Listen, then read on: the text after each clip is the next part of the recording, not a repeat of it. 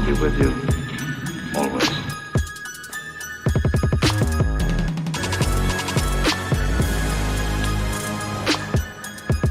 Hey man, y'all sure y'all don't want to like burn one first, man?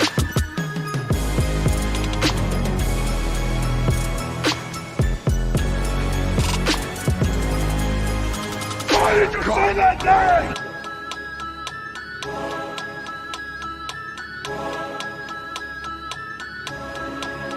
You hear about the cable? What is thy bidding, my master? Eyes gone.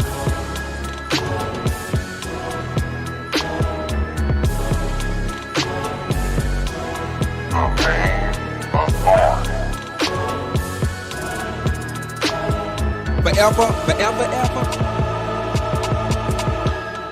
Forever. What it do? What it is, peoples? Hey, Mayne, what's good on this Monday evening, bruh? Hey, everything's good. Everything is good. Everything indeed is good. You know what this is. Good as possible. Yes, sir. Most deaf. It is another episode of the Mayne Authority. I am one half of your hosting team, your boy Freddie Roy, and over here is the homie Lavish Blackman.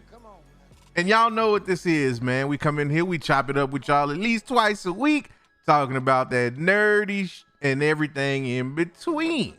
Yes, sir. Yes, sir. Indeed. X. So, with that being said, ain't no time for no bull. Let's get into it, man. Yes, sir. Let's do it, man. What we got to talk about? What we talking about tonight? Man, we got a bunch of stuff to talk about, man. We got the Eternals early review. Mm-hmm. We got people calling for a new Ahsoka. We have possible confirmation from Sony themselves that Tobey Maguire and Andrew Garfield are in Spider-Man No Way Home. Man. It's a lot. It's a For lot. a Monday, it's a lot. Got some Ant-Man news. Ant-Man news, in fact. Yes. That. Man. That's. We got some. Then look, man, well, you pick. You pick. Where we going first? I pick. I say, let's go with that Ant-Man news. Why not? Ant-Man news. Ant-Man news. All right, then. Let's go with the Ant-Man news. So, apparently, we've got the title. And I will give 75 perp coin to the first person in the chat that can tell me exactly what language that title's written in. With actual documentation. Right. An actual factual with the factual actuals. Yes. Yes. All of that. Do you know? Do you know it? Hell no. That's why I said they need to give me actual factual documentation. That way I can verify that it's correct. What you think this is? I don't know. No clue. No clue. I'm with everybody else on Twitter, and it's Ant-Man and Wasp, Quantumania. Blah, blah, blah, blah, blah, blah, blah. Yeah. Now look, at the risk, we're going to put this up real quick. We're going to put it up here for a minute, and then we're coming right back. Here it comes. Yeah, man. Here it comes. Bam. There it is. There you go. 1 Mississippi. 2 Mississippi. Ant-Man and Wasp. Ooh, blah, blah, ooh, la, ba, ooh, la, ooh, ba, ba. La, wa, wa, ba, ba, ba. Alibaba. And the 40 Thieves. All right. So, yeah, there it is. Interesting choice. Very, very, very interesting choice. I wonder if that's going to play in anything. Is that, how many were there? Was there at least 10? Was that Ant-Man and the Wasp and the 10? That was a lot of wobbles.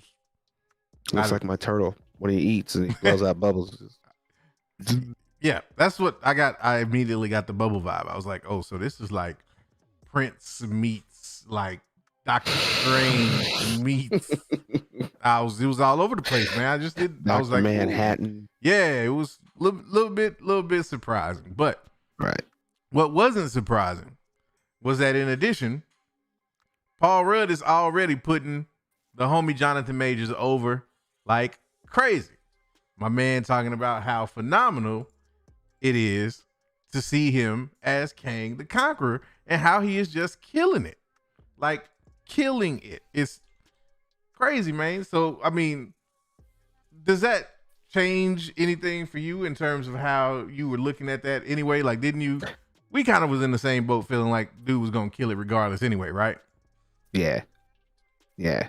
But no, it doesn't change anything for me. I got hyped to want to see the movie more after episode 6 of Loki. Mm-hmm. So as long as my man's still up in the movie, as long as he still get great reviews from people on set, it ain't gonna change for me. I'm totally gonna go see that in theaters. No doubt. No doubt. And what about you? Yes, of course. Come on now. Definitely gonna check it out, man. Like, Gotta you didn't ask. well, first of all, Antman is probably a little bit higher on the totem pole for me than Guardians in terms of the MCU tier. Like, I know everybody's like all cuckoo for Cocoa Puffs over Guardians, but I'm like, to me, that Ant-Man series has been it. So I was already going to see this regardless. Then you tell me we getting Kang, I'm like, sign me up twice. So, you know, Paul Rudd coming out and saying this, number one, what else he's supposed to say? Right. Number one. Number two, aside from that, like, we've already gotten a little bit of Jonathan Majors in Loki, and just from that alone, that put all of my doubts to rest. Like, any concern I had whatsoever, it was non-existent after that, because he just has that presence to where you can feel him as Kang, like, straight up. And you know, shout out to MovieWeb, because I do want to quote, you know, Paul Rudd. He said, I loved everything he's done, talking about Jonathan Majors, and I see what he's doing in this, and I'm knocked out by it. It is really fun to bring new people into the fold, and the enthusiasm that people have is palpable. So, yeah, I mean, you kind of expect that, though. I mean, like, at this point, if you are doing an MCU movie, is there anything in Hollywood right now that's bigger than that? Like, right now? I mean, it's hard. I mean, you got things like James Bond is still a good property. Okay. Okay. I saw Doom trying to get some recognition. But I mean, to be honest, in my opinion, no, there's not a lot of studios out there right now that when you announce to say their name, people are like, oh, well, that studio's behind it. All right, let's go watch it. You know what I'm saying? No. Right. You say something like that with Marvel, MCU, hands down, people are checking it out. No doubt. Exactly. But this does kind of make me wonder, though. I think we should put this up as a survey question.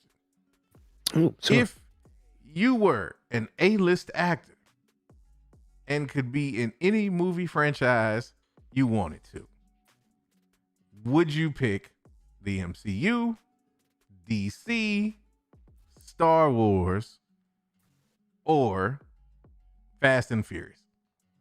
And I just threw that in there right off the top because I don't know if they ever gonna stop making those movies. I don't know. Like, which one holds the greater weight? Now the Star Wars nut in me wants to go with the obvious answer, but I don't know these days. Like, I don't know if Star Wars is like that. I do know, and no, it ain't. Like, let's just keep it a buck. No, it's not. All right, so run down those options for me again. So the MCU, DC, Star Wars, or the Fast and the Furious?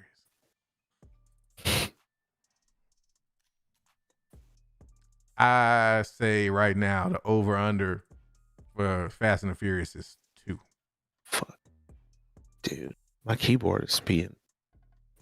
Is it giving you problems? You know, it's not cooperating. Today is not a day for technology. Technology got me off to a rough start this morning. So, you know what, technology, on today, you and everything you stand for. Facts. Like, but please be working for the rest of the stream. At least, yeah. You can crash afterwards. You can do whatever the hell you want to do after this stream. But right now, except my internet, I need that too. Don't do nothing with my internet. I feel like Star Wars is gonna take it. Period. You think so? Yeah. Oh, I don't know, man. I might stand corrected. I don't know. I don't think Star Wars is like that anymore. I just don't. I don't know, man. I don't, man. I feel like it's on a little break, but it's not completely out there. It's not completely out there. DC ain't getting no love. I don't even know why you mentioned Fast and Furious. Hey, man, because I had to get a fourth in there. We couldn't just make it. I had to throw a dark horse in there. Had to throw a dark horse in there. We had to give you guys a couple options that you wouldn't choose. You know how it goes, man. Trying to deflect people, you know. Right. I'm not trying to win, and I'm trying to find out if we got any of those people watching tonight. You know who those people are. The ones that's like, oh, I'm just gonna vote to be different. Right. Those people. Fanjection says, as long as Star Wars has lightsabers, people will join it. That's true. That's all facts. It's all facts. I'll join for the lightsabers. I'm down. That's what's up, man. I can see Mike. If you haven't been converted by now, right? What you doing with your life? But yeah, circling back around to Antman real fast. Yes. I'm kind of curious on where they start this off. Like, we haven't really spoke much about Antman, the storyline or anything like that. You know, of course, I would hope we would pick up from their end of Endgame, see what the hell they've been doing for forever. But are they revisiting the quantum realm? Are they going to go further and show us actual storyline of Kang as, you know, Nathaniel Richards? Like, what kind of things are you going to be looking for from Quantum Mania besides Kang and Jonathan Majors? Well, I think what the Ant-Man movies always seem to do in terms of like the larger MCU story is they have a way of kind of setting up the lore for you. Like, they don't necessarily, like, they'll tie directly into whatever the overarching story is, but the actual meat and potatoes of the movies is more laying groundwork for almost like the rules of the MCU sometimes. Like the first movie and the second movie, you kind of, you know, the whole thing with Pym particles and the quantum realm and all of that, they were kind of explaining that part to you so you would understand where that fit as we went forward. And so what I see this movie doing, especially looking at this title, is really getting into the idea of the quantum realm itself and kind of tying into that also.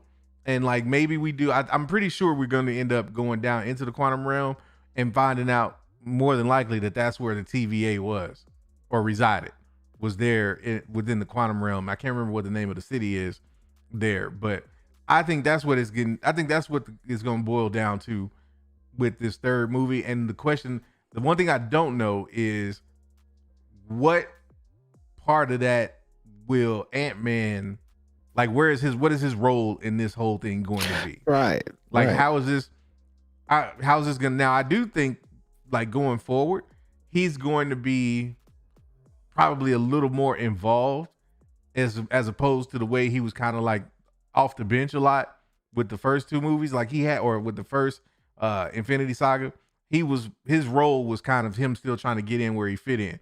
Well, now he fits in. So it's like, he's going to be one of these people that kind of in the way that Sam was to him in, what was that?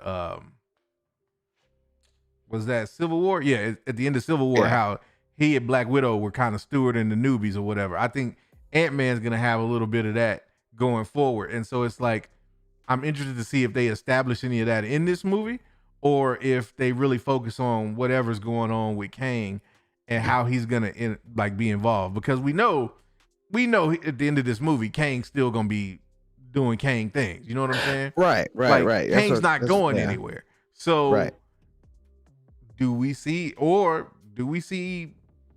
Ant-Man go bye-bye?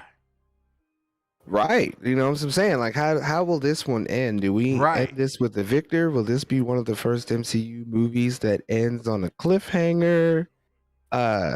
We get to see all these multiple versions of Kang in like a quick little flash, real fast, and then he's got to be the next Silver Surfer type character that warns people Kang is coming.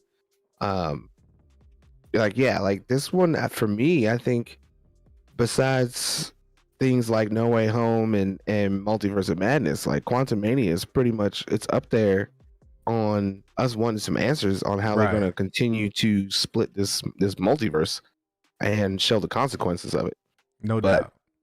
Ain't nobody asking no questions. And it's probably if we did ask questions, the only answers we would get back is Yep. It sound like that dude off of Family Guy. The pencil, you stuck the pencil in his ear. Yeah. A little strand of hair. Like, somebody understands that. Oh my goodness.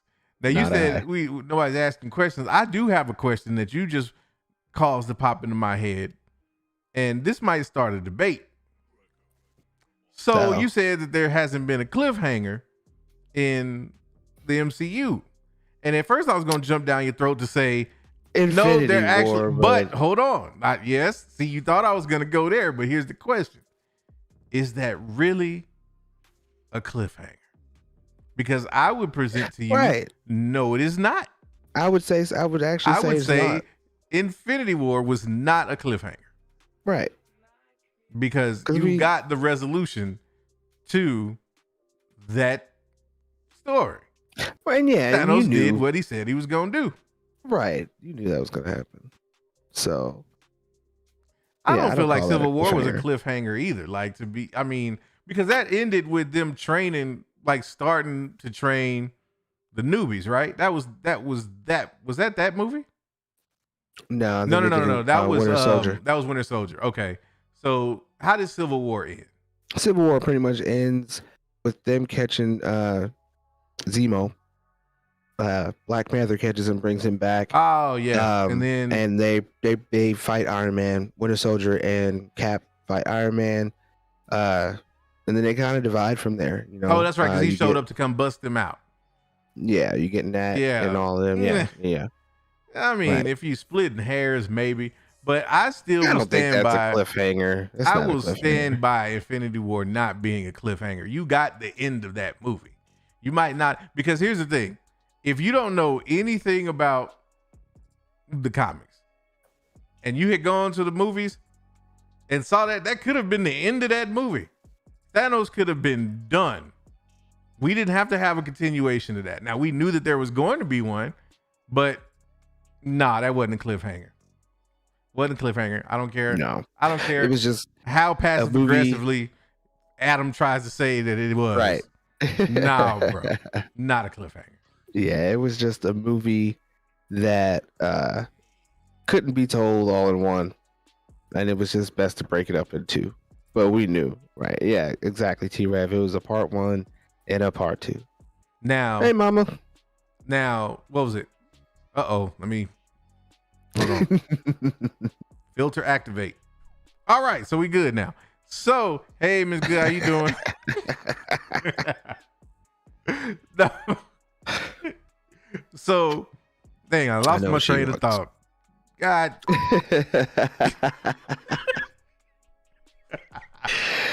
It happens. Help me out. What was I saying? I was talking about. I was about to give an example of a cliffhanger.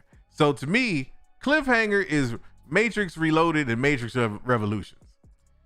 But at the end of that movie, they both land opposite each other on a bed, and you're like, "Where in the hell is this going?" We knew where this was going at the end. The end game. I mean, Infinity War was like, "Oh, it's a wrap. He did his thing." So, yeah, no. I might meet you halfway on Civil War, just because they did kind of pop up, and I don't feel like that's a cliffhanger. It was a baby cliff. It was like a curb hanger. No, because that had a definitive ending to that. Okay, you knew Winter Soldier was going to go off, do what he was doing. You knew Cap was going to go break people out of the raft. But we didn't see if he was successful. And there wasn't gonna. We knew, really. They pay that off. They pay that off in Infinity War. Look, I'm just trying to make this one an argument since we was both on the same side of the Infinity War one, okay?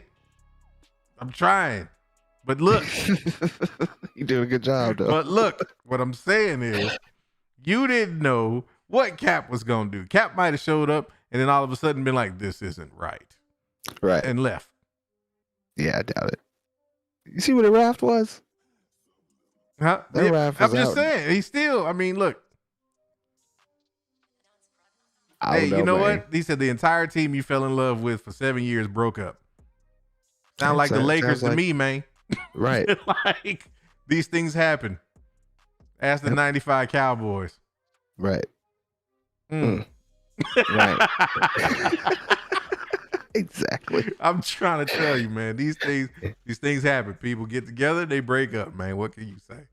You Not much of a cliffhanger to me, man. It just mean, hey, sometimes Michael get tired of carrying all them Tito's. You know? He said it looked done to me. Look done to me. They ain't bringing that one back. Oh man. Yeah. You know what? I'm proud of us though, because we stretched the hell out of the Antman conversation, and I was Didn't we though? Man. Yeah, I was about to say we're about to end that here and say, well, if they do, it'll be a first official or an official first. Yes. With the actual factual and the factual actual. Mm-hmm. All of that. That's how we do that. Yes. Indeed. But back to this poll real fast. It seems like the MCU beat out Star Wars by at least 12%. Yep. And DC finally got 12%. Hey, that's about what I was expecting. No love for Fast and Furious though, man. You trying to tell me y'all not trying to go get down with Dominic Toretto like that? Like, not even one person? They said that they're not about that family. Well, that's exactly why the main gang is the main gang. Because we ain't with no Fast and Furious. Space? Really? Space. Man, let me get off it. Let me get off it. Let me get off it. I don't know. You digress. I'm gonna have to put a tangent section. Yeah. Since I'm already heated. Donations. Oh, wait a minute. Ooh. Hey, thank you, Mama. 15 for Mama Good. I mean, she just got 15 more episodes of me being profanity free. Ooh, that's gonna be hard. Right. It's $1 an episode though. Hey man, I'll take it. We're out there. Right? Allowance. Look, hey man, that's just as long as we on the same level as the ASPCA, man. We got it. As long as if they can get $1 a day for dogs, you can get $1 a day for the gang. Right. Episode at least. Not a day. Right. Well, I say from here, my mama texted me, said I see chicken. We got leftovers, y'all. Oh man, it's always chicken in the house. Always chicken. Gotta have that chicken, man. Gotta fry it up. Gotta fry it up. Gotta have it, man. Yeah, it's like rallies. But I say let's roll right into that Spider-Man news. Okay. So shout out to GEEKOSITY. And they're pretty much saying that in a small little way, Sony confirmed that Andrew Garfield and Tobey Maguire will be in No Way Home. And they're trying to say, in a nutshell, that there's going to be an exclusive. And give me a second. By Empire Magazine. Yes. And their cover teaser has different versions of Spider-Man in the center. They tease the Green Goblin. You get the little the octopus tentacles from Doc Ock. Yes. And they confirmed Sandman for sure, because you get a little fist of Sandman on there too.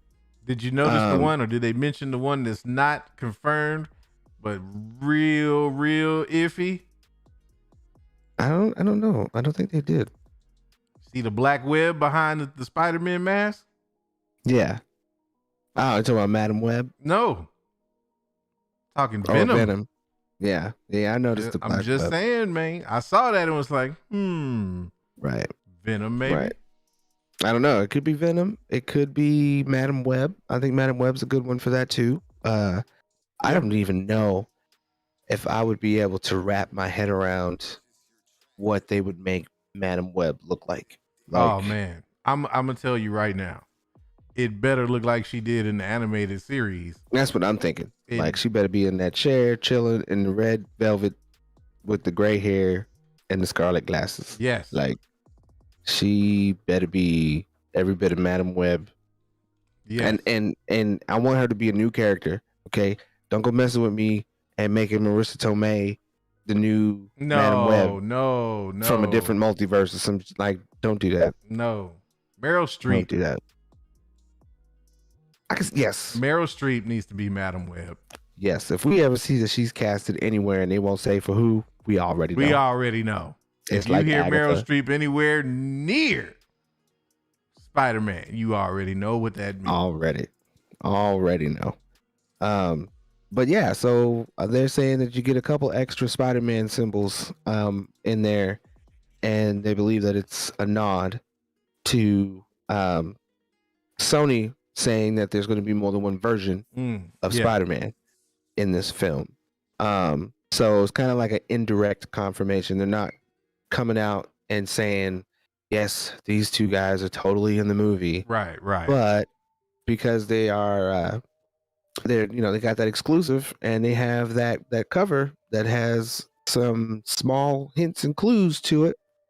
It's the type of news that just keeps me in one spot.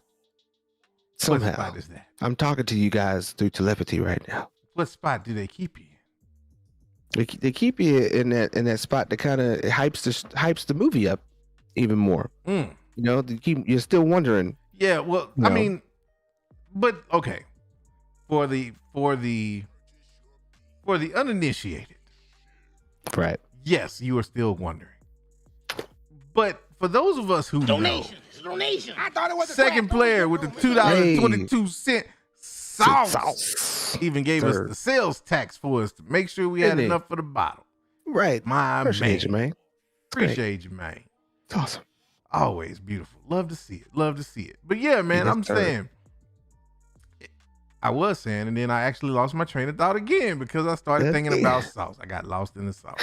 You got lost in the sauce, right? In the sauce. It happens, people. But it happens. I feel like it was probably something along the lines of Sony and the hype, and yes, and you said something about people uninitiated. The uninitiated might still be on the fence and wondering, when are they going to show it? When are we going to get it officially official? Those of us who know good and well we not going to get that officially official until sometime, maybe, I would say the very earliest, it would be in the trailer we get during the Eternals. During the Eternals. But I don't even think it'll be then. I think that'll get like that final trailer, like you said, probably not until like the beginning of December will you start getting any hint from the advertisement or the marketing that there's going to be multiple Spider-Man in this movie. Because why would you throw that out there right now? Like, you don't even need it. It don't even need it. Oh, not really. Man. But I mean, they're playing it up. They're totally playing it up. Yes, they are. Here's what got me, and I don't know exactly how I feel about it, because the person who like scooped this a long time ago is somebody that some people are kind of skeptical on, because he's not all the way correct with some of his scoops. Some of his scoops kind of fall through. But he had that one scoop, right? And a lot of people had some scoops that came out during Infinity War, and Endgame that panned out, and they got that boost for being a scooper. Yeah. But you probably remember this name, Mikey Sutton. Yes. So you're saying, Mikey Sutton was the one that kind of scooped that Tobey Maguire and Andrew Garfield would be in the movie. And of course, there's been a lot of evidence that's just been out there that it would at least support it. But I don't know. The fact that they're talking about, he said something about this as early as 2019, and people are on the bandwagon for it, I'm not going to front. It worries me. It makes me want to kind of believe that if there are different versions of Spider-Man, it's just him in the suit, and they're teasing the different suits. This is where this is why the fan in me, the fanboy in me says, just give us the information right off the top. Because this is what I don't like. When you wait, you go through this. We do it all the time. It's like, we don't have any news yet. Oh, well, they're gonna wait. Oh yeah, we know it's coming. We know it's coming. Well, we still don't know yet. We still haven't seen it. Well, could it be that they not gonna do? No, that's not it. Now, what I'll say about this Mikey Sutton situation is this: the sun even shines on a dog sometimes. Anybody can hit the lotto. I'll give you 100 points, 100 perp coin. You can tell me what movie that came from. Get your perp coin ready, people. Get your perp coin ready. First person I see to drop that movie in the chats, you getting that coin, man. But I'm saying, ready. Man, like there have been other examples in history of people just getting lucky in the sense that they leak some news or they share some stuff ahead of time, and lo and behold, it actually comes to fruition. So I'm gonna lean towards that more so. If you're asking me to say whether dude was capping or if it's real, then I'm gonna go more so with he just got lucky. Like if and let me back up and say that again. If you're asking me if it was cap or if it was him just dumb luck, I would go more with dumb luck than cap at this point because we've just got too much. There's been too much that's been shown and too much like that's adding up to this being almost a stone cold lock at this point. Now, I will tell you this, and this is a question that I think we talked about at one point, but I want to bring this back up now that we're getting close to this thing actually happening. If there is only one Spider-Man in this movie, will it affect how you enjoy it? What say you and what say the people? Because I got to know this one. Matter of fact, hold on. I'm going to make this a poll real quick. Yes. Because I want to know right now what side people are on. Because we're not going through WandaVision all over again. Right. Or Wanda. Or Why Wanda. The hell my F keep doing that? No. Jesus. All right. There we go. As for me, I don't think it'll lessen it or cheapen it or take anything away, to be completely honest. It would be absolutely dope with what they're doing, and it would make the most sense to have the other two. I mean, like that would be phenomenal. It would be revolutionary in a way. Like there's so many different things that you could say would be to have them in. And I think it would be a smart move to just keep it on hush. Keep it on hush. Don't say nothing. Don't say nothing to nobody. And wait until the movie drops and pay it off, or at least the last trailer, and you give like a glimpse of something that actually confirms it again without confirming it. But if he's not in it and it's just actual Tom Holland running through the movie, getting different suits, trying to figure out how to put the Sinister Six back, I'm sure it's still gonna be just as dope. I'm sure whatever the post-credit scenes are going to hype it in even more. It's going to want you lead you into wanting to see Multiverse of Madness come May now. But no, I don't. It won't cheapen it for me in any kind of way. I think if anything, I think this is probably might go for a lot of people.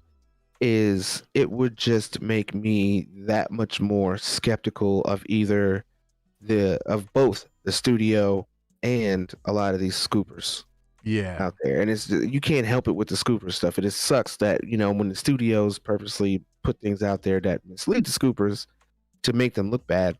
I'm sure that happens, but I would be more skeptical on the studio, because where else are these scoopers trying to get their information from? You know what I'm saying? Somebody on the inside. So I don't know, man. But I'm good whether they're in it or not. But of course, my hype level will be like 10 times higher, right? If they're totally in it, and it seems like a lot of people still will enjoy it. I want to remember that, because I just remember what it was like when WandaVision came out, and the thing now is the thing that I keep thinking about, right, is you think about some of the feedback, some of the stuff you heard about this movie, and they said that this is going to be a movie with stakes, I think one of the quotes that came out, I think over the weekend, was that this is going to be Spider-Man's Endgame. Now, now when I hear that, the stakes in Endgame were about as high as you could get, as far as we knew in the MCU at that point.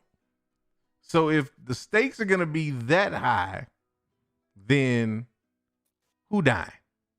Right. Because the only way you would get stakes that would be on that level would be if you cook if Spider, yep, that part. Yeah. Well, see, now you're giving away the secrets.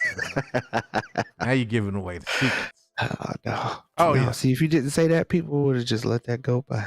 Oh yeah. They just let it go by. It's all good, man. It's all good. But no, that's the thing, man. Aside from me, the only way you're gonna get stakes that high is if somebody's life's on the line.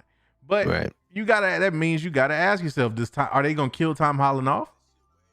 Like, would they really kill Tom Holland off? Nah. Now, there's already small rumors going around. Nah. Here's a real sick thought. And I hate the thought of this. But we talking about 3 Spider-Man, right? We're talking about Andrew Garfield, we talking Tobey Maguire, we talking Tom Holland. And we're talking Avengers Endgame level stakes. And we talking about is it multiple Spider-Man or is it not? Well, let me present to you this, because we were talking about this whole thing about, oh, well, it's going to be Tom Holland staying in the MCU and Tobey will be in the Sony Spider-Verse or vice versa, or whatever angle you want to take. The one angle I've heard nobody mention is the angle in which Tom Holland is Spider-Man no more. So what if we get both? What if Tom Holland does die in this movie, but there are multiple Spider-Men in this movie, and the only 2 we are left with are Garfield and your boy Tobey Maguire? I won't lie. I would dislike that. What would you say then? I would dislike that. And it's not like I'm a Tom Holland fan or don't kill him off, don't kill off this version of Spider-Man. I do think, at least for this generation, he's a great Spider-Man. I agree. I think it'd be short-lived if they were to kill him off. And to me, it would make better sense if they were to kill off an older version of Spider-Man who's already had his time, had his run in the movies, than a young, spry actor such as Tom Holland, who you can literally stretch out over the next over the next 10 to 20 years. Facts. I don't think that would be, and these studios all about the money. Yes. So I don't think, no. And if they did that, I would totally dislike it. And I don't think Sony has enough control to do that. Right. So, because that's a Sony move. Exactly. So if Sony is not going, if they're not going to kill off Tom Holland, then the only other way you could have Avengers Endgame level stakes would be for there truly to be no way for for Tom Holland Spider-Man to go home. So that would mean that he's essentially somewhere trapped, or he's in a new multiverse or universe or somewhere that he cannot return to his own, at least not right now. And so if that's the case, then again, people can miss me with this. Well, maybe they're not in the movie stuff, because it's gotta be one way or the other, bro. That's what it's coming full circle. Right. It's coming all the way back full circle. Miss me with it, because I'm like, no, because if I'm gonna tell you this, if there is no Tobey Maguire, Andrew Garfield, and Tom Holland comes out of this movie unscathed, I will be upset. I will be upset because I will feel like I was lied to, having nothing to do with the leaks. But those aren't Avengers Endgame level stakes for me if you aren't doing some kind of a swapping, or if Tom Holland himself is not impacted by the movie. Not Tom Holland himself, but Tom Holland's Peter Parker is not affected in some way. Bruh, it ain't gonna do it for me, man. Right. I gotta say, I'm kind of with T-Rev.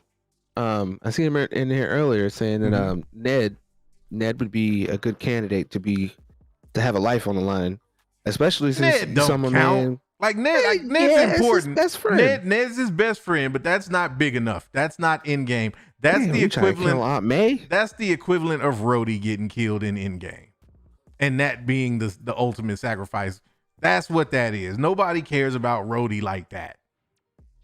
They switched Rhodey up after one movie, and nobody batted an eyelash. Okay, you can get away with one movie. Not he when, wasn't not at that when it's point. Terrence no, he Howard. was definitely not when it's Terrence Howard, man. Yeah, no. You put some man. respect on Terrence Howard name, man. I'm saying, man. If you could have brought him back as Iron Man, and we could have had Iron Man in the suit flying around, man. You know how different these movies would have been. It would have been fantastic, man. It'd have been totally different. It'd have been completely different. And then, man, I was like, boom, man. You looking for this, man? Like, it would have been perfect. It would have been brilliant, okay?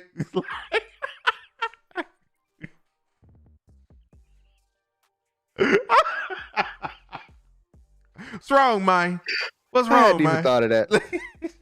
I hadn't even thought of that. That's hilarious. Oh, man, I'm telling you.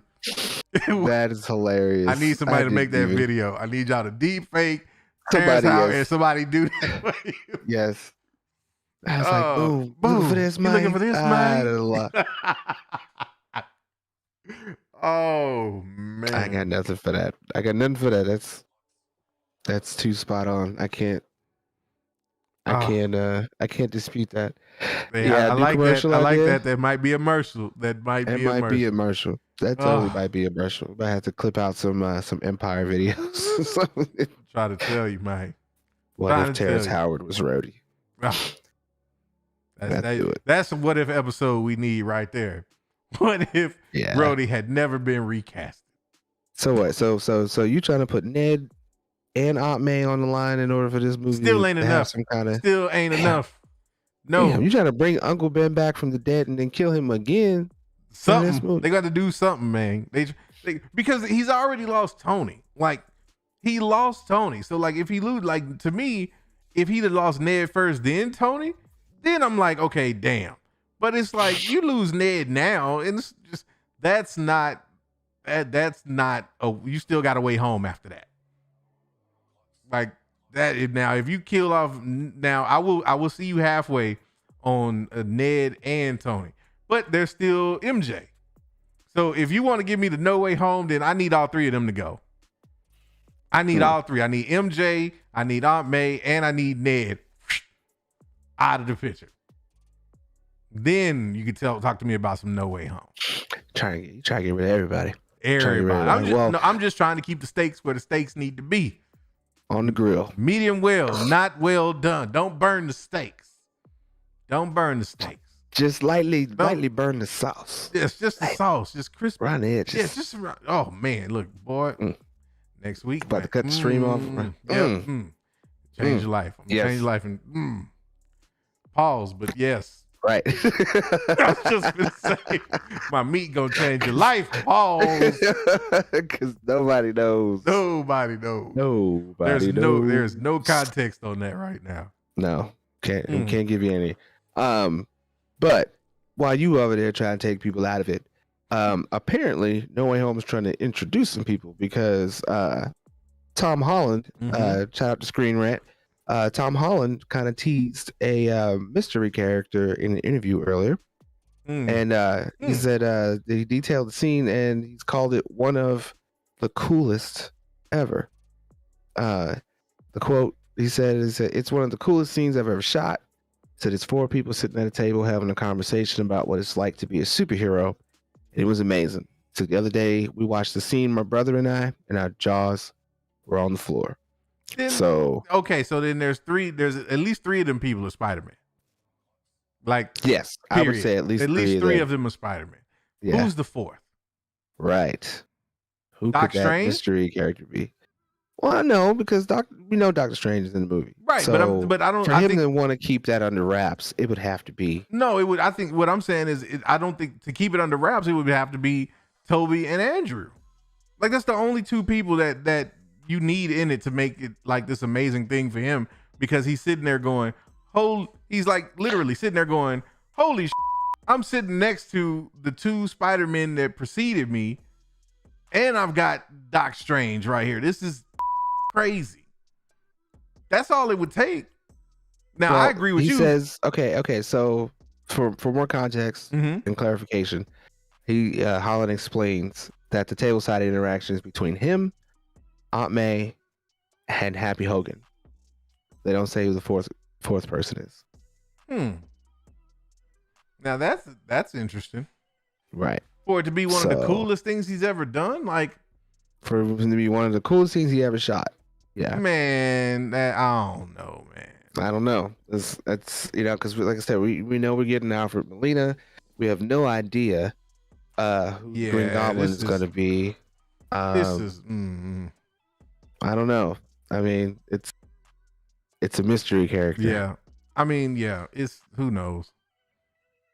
Who knows? Might be Madam Web. I mean, could be anybody. Could be. We'll have to see, man. Like this. Now we're getting to that point where it's like all the speculation is just gonna be like bananas leading up to the movie. Now it's gonna be like, oh, someone teased a 40-second clip of the credits where you can see that there's a name blurred out that looks like Garfield. Like, no, stop it. That's it's going to just get the movie out already. Just get the movie out already.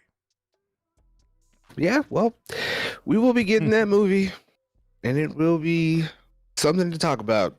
Whether it is one of the best, whether it is one of the worst, and even if it's mediocre, we're all going to be talking about Spider-Man: No Way Home and the multiversal implications.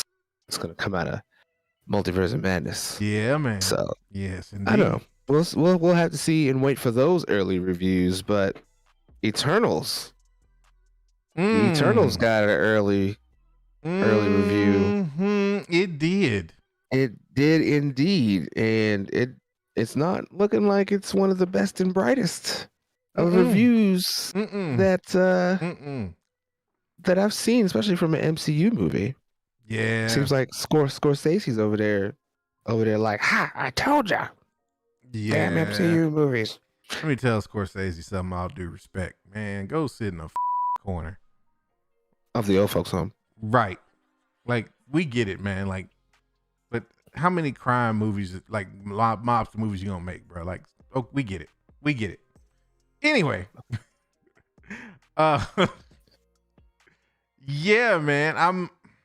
I don't know how to feel about this Eternals, these early reviews. I'm never somebody that like really takes reviews too serious, because I feel like any movie experience is something that is so subjective that somebody could hate a movie and you could love it to death. It could be your favorite, the best movie you've ever seen in your life.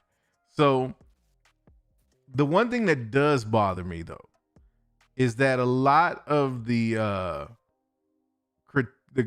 criticism seems to be uniform, and when that happens, I'm like, yeah, it's pretty, because everybody's saying that it's a convoluted mess.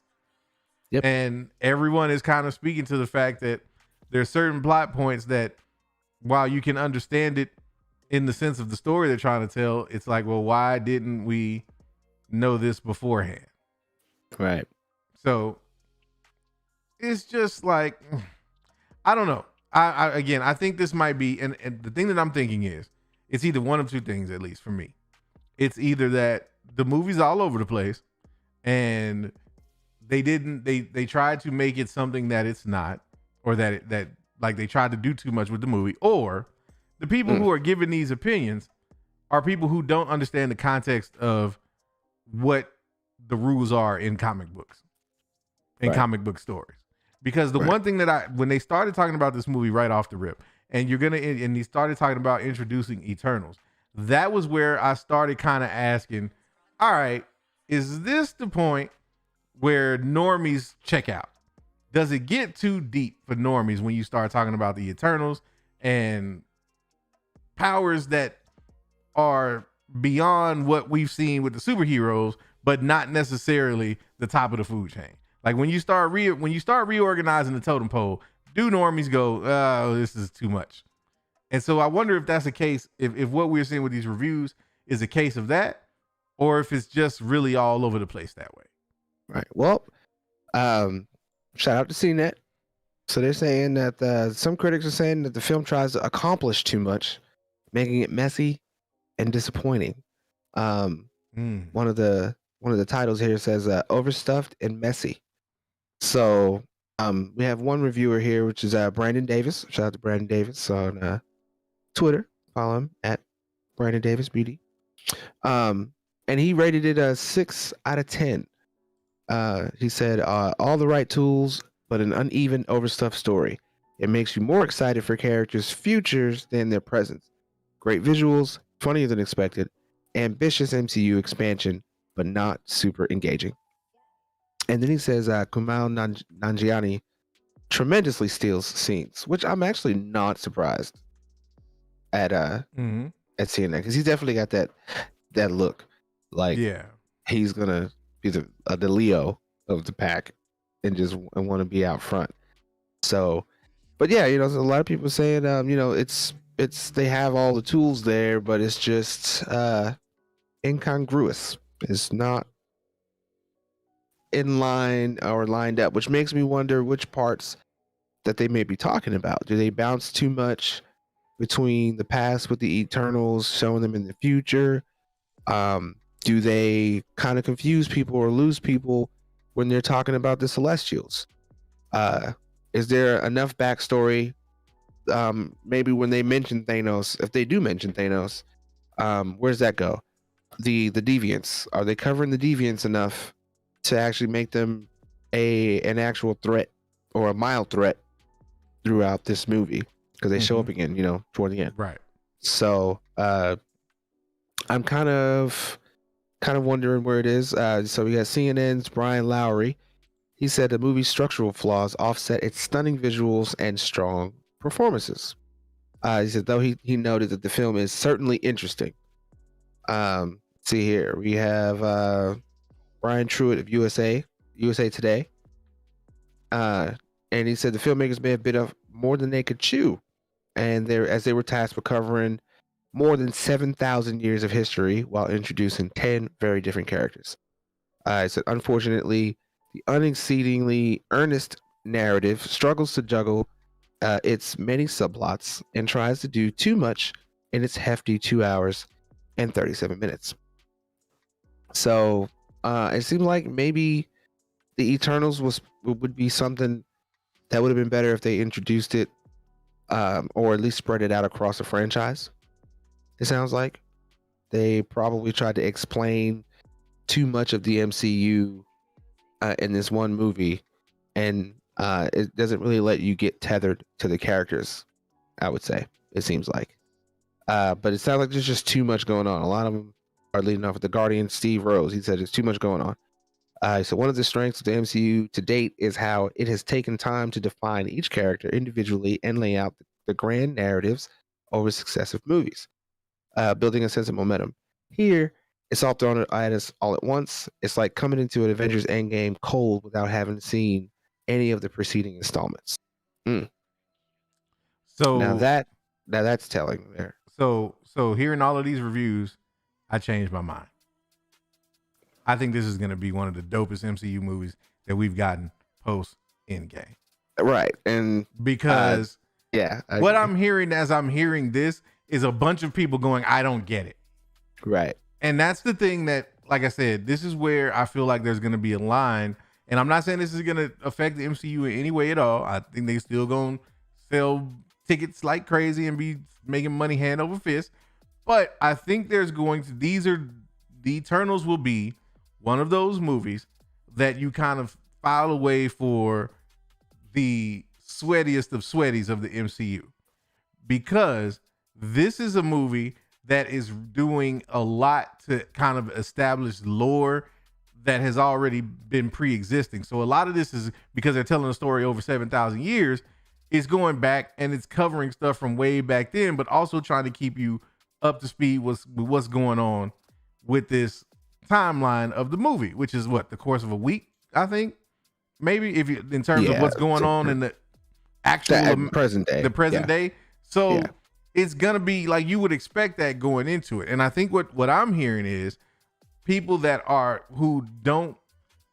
want a more focused, more character centric experience, because that's what the vast majority of MCU movies have been, are kind of character establishing movies. Not saying that they were only like character studies, but they were focused on one or a small group of characters, and those characters were kind of relegated to a specific plot point, but within that you build up because you're only worried about that one thing that's in front of them right at that moment. So you get to see through the course of that movie those characters, and you learn about who those characters are, what those characters are like as they respond to whatever this thing is that they're dealing with. What I think with this movie is, when you've got 10 of them cats and you talking about 7,000 years worth of stuff, you don't have as much time to spend really understanding each and every character. But that's the whole point of an Eternals movie, I would think, is that everybody's going to find somebody that they gravitate towards, and you'll be like, oh, I wish I could see more of that person, or I want to see more of that dude or that girl, like stuff like that. This movie isn't like, I think they're going into this with different expectations, and because those expectations aren't being met, the movie's not hitting high with them. But this makes me even more interested to see the movie, because I don't think that I'm going to have any problem with what this movie is trying to take on. If anything, I would think that I thought that the movie might, like, the director may have overshot in terms of trying to make this something that was so different from the MCU. Right. So like Chloe Zhao, I think, because, and I've seen quotes where she said like that she wanted this to feel like something different from the MCU. She was definitely insistent on filming on location as opposed to doing everything on a set. So, there's a lot of that in the movie because of her really pushing to make that a reality. So I think this is something where she kind of endeavored to tell a story in a way that we haven't necessarily seen in the MCU. And whenever you have that, I mean, we're talking how many movies now? Like 20 plus? Yeah. And you've had a pretty standard formula for those movies. Yeah, some of them deviate, some of them play a little bit and take a little bit of liberties, but they essentially, phase by phase, followed the same kind of template. And now this might be the first movie that kind of jumps outside of that. So now you got people going, whoa, hold on, wait a minute. This is too much, too soon, too fast. Right. And that's cool. I feel it's necessary. It's necessary though, especially at this point, because like you said, to the point, like, this movie is probably for the sweaties. This is probably a movie that those who have actually hung in there all this time, these are going to have some answers that are for us. This isn't a movie that you may want to come off the street cold like Endgame. You know what I'm saying? You might not want to do that. And some of the reviews look like they're trying to isolate the Eternals as if it doesn't follow a narrative of something that existed for the past 10 plus years. You know what I'm saying? Got you. But not all the reviews are bad. Some are saying it's huge fun, saying it's great. You got the Herb Scribner from Deseret News. He says the latest film is really good. It's beautiful, told epic with an excellent score, acting, and pacing. And he says the Eternals deserves a place in the upper tier of the MCU films. And he also added that it hardly feels like a Marvel movie. So fleeting references to other MCU characters, he said, that are easy to miss. And he said there are moments where you want more action and more battles rather than a story. So he said if you love dialogue, you'll love this movie. That's for sure. So that's the thing too. It's like you see the trailers and they show you all of these action type scenes and fast-paced scenes for a lot of them, even the bad reviews that are just saying it's just harsh versus the good ones. They're really saying that you get a lot of dialogue in this. Shirley Lee of The Atlantic, she's saying it was Zhao's delicate examination of her characters and how she mines a quiet, poignant humanity from the group instead of focusing on the typical Marvel themes, the struggles of being powerful. Zhao focuses on the nature of everlasting bonds. Still, Lee noted that the film dealt with the challenge of having a lot to explain, and the information dumps slow the narrative.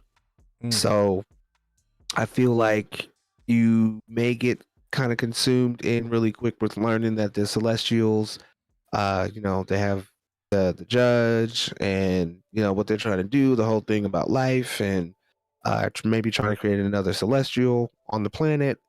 And then they probably start dumping and hitting you with a lot of those answers that we've had about, and because we have questions about the Celestials. We want to know how the head of nowhere got there. Will they even show that? We're curious on how Thanos got started. Will they even show that? Kit Harington. Apparently, he's just supposed to be just Kit Harington in this. He doesn't really get too much of a Black Knight background, but I guess even including that for information on getting him set up is probably too much. Then you got 10 characters that you have to explain why each one of them were necessary to hold back and or defeat the deviants.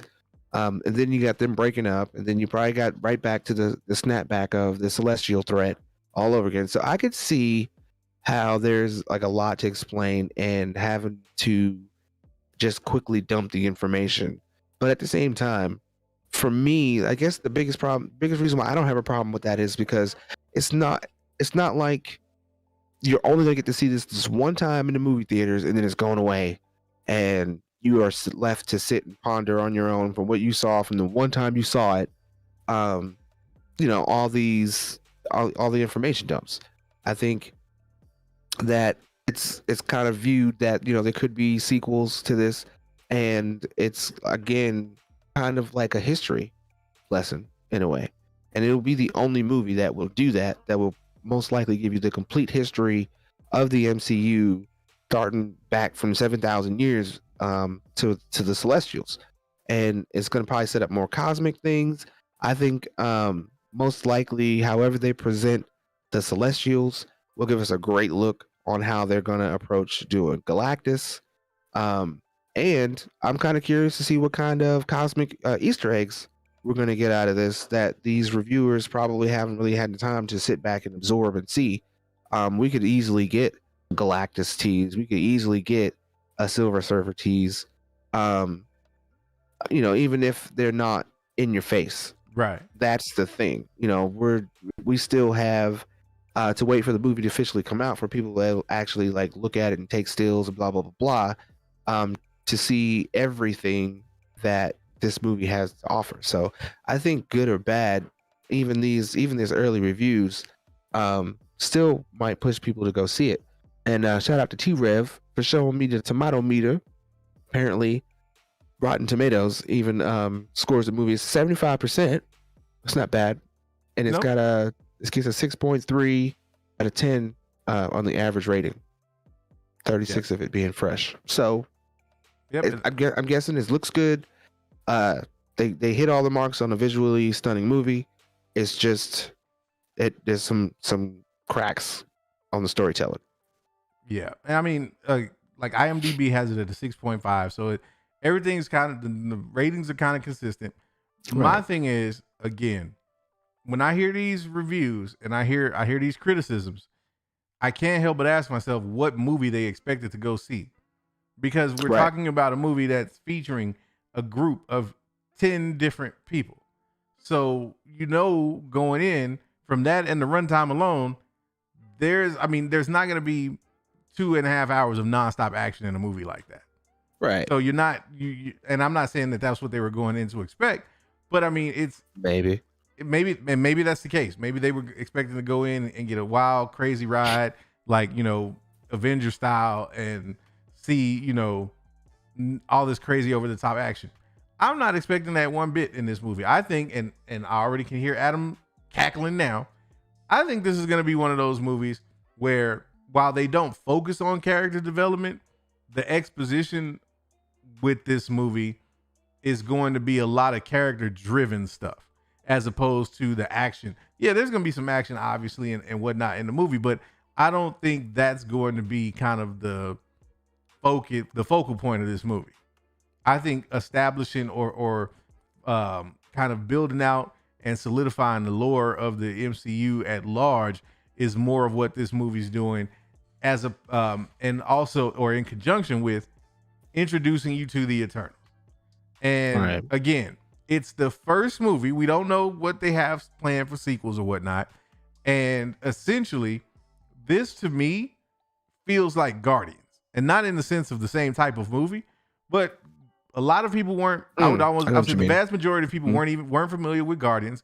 Guardians was a movie that told a story of 5 different individuals that came together to be a group, but again, it was focused, and that's what I think people like endeared people to it, was because it was still a fun ride. Where this is going to be one of those movies where you've got twice as many characters to touch and not as much action to support you introducing all of that.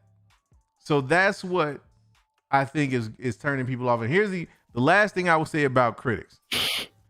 Critics gave The Last Jedi 93%. Last I checked on Rotten Tomatoes, that movie was still in the high 90s with critics, or in the 90s with critics. So there you go. That's about what you can do with critics. I don't know, man. I don't really pay attention to critics, to be honest. I just think, they're a person like I am. They like what they like. Maybe they have some college movie experience, but like at the same time, there's things that I've seen people of that caliber give the worst of the worst when it comes to a rating, and average Joes like us. Well, I think what happens is kind of the same thing as when you're critiquing something, you're looking at it. Are you looking at it from an objective standpoint? Like objectively, and this is the thing I think about art when you think about movies and music as art. Art is a subjective thing. Like art is not meant to mean the same thing to everybody. So 15 people could look at a piece of art and get 15 different things from it. That's the same with a movie. That's the same with a song. It doesn't matter. So the idea alone that a critic can tell me whether or not I should or should not go enjoy a movie is just ridiculous in itself. So that, that's just been my thought process with it, period. But moving beyond that, it's like, okay, well then what do I get out of it? How do I enjoy it? If I enjoyed the movie, then I enjoyed it. If I didn't enjoy the movie, then I didn't enjoy it. And I mean, yes, we go back and forth. We can debate all day about, why we like something versus why somebody else liked it, or whatever the case may be. That's the whole point of entertainment, is for us to have something to discuss, to enjoy, to share in, and all of that good stuff. Right. But at the end of the day, it's all based on how you subjectively receive whatever that piece of entertainment is that you're looking at. So when we get to Eternals, we'll all have an opinion, and we'll all get right back on the show, right, and let you know exactly what that opinion is. Exactly, man. Well, lastly, but definitely not leastly, on at least the docket. Yeah, man. Speaking of, because I had to throw Star Wars in there. Yeah, man. And we're gonna go on and make conversation and libation. I wanted to get turned up about this a little bit, but you know what? I can't really get that turned. Not on this now. Let's see where this conversation takes us. But, there's a lot of news coming out about the Obi-Wan show and the Ahsoka show, and we got Boba Fett coming right around the corner. So you start to see like the Star Wars news is picking up, yay for Star Wars. But I saw something today that kind of hit my radar, and I was like, wait, what? I thought it was an old article because it said fans suddenly want new Ahsoka actress following latest cast announcement. So I'm thinking this is old. I'm like, oh, this is back when they was hollering about Ashley Eckstein being Ahsoka in The Mandalorian. It's old news. I click on the article. I see this. I'm like, oh, this 2021. Wait a minute. Mm-hmm. So what we talking about? So as it turns out, there has been apparently a confirmation that Hayden Christensen will be appearing in the Ahsoka show. That's right. Right. Getting your boy. Old Anakin. Mm-hmm. Gonna be in the Ahsoka show. Now, what we don't know yet is if he will appear as Actually, we got 3 options here because he could appear as Anakin Skywalker in a flashback to the Clone Wars era. He could also appear as Darth Vader in a flashback, or based on when this is taking place, he could also show up as Force Ghost Anakin and have a conversation with Ahsoka. And libation. As indeed he would have some libation. At least Ahsoka would have some libation. Somebody better have some libation. And they better have the sauce. Because if they ain't got the sauce, well, then that's your loss. Son. That's right. That's right. But the I digress. The talk today or over the last couple days regarding this is that people are thinking of it in the sense that this would be Anakin showing up and they would de-age him and in flashback scenes. And so people were like, well, you know what? If you don't need to de-age Ahsoka. You don't need to de-age Rosario Dawson. What you can do is cast Laura Harrier as Clone Wars flashback Ahsoka.